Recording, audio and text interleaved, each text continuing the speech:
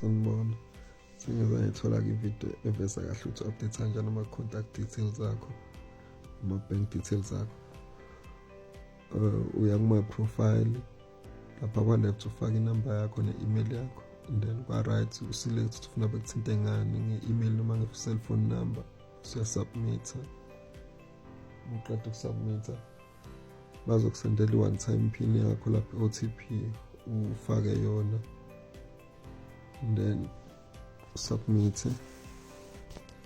Qeda ubuye ngaphakathi uzo-update manje ama-bank details. So update ama-bank details uya lapha ubhala khona ukuthi update my personal income tax bank account number 3 lo highlighted, then umufika khona ufaka izinto zebhank lakho, ungazi bu-apps, uCapitec noma uyazazi wena Bank. Uma ukuthi ibhank akwazi ulishintsha sikisimo sokuthi u-update lokho.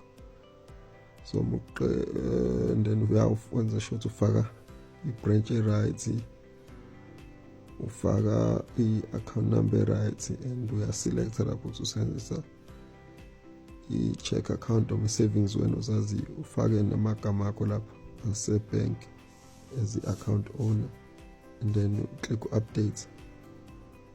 Pop-up izokubuza ukuthi uyaconfirm kokushintshile, and then uthi yes.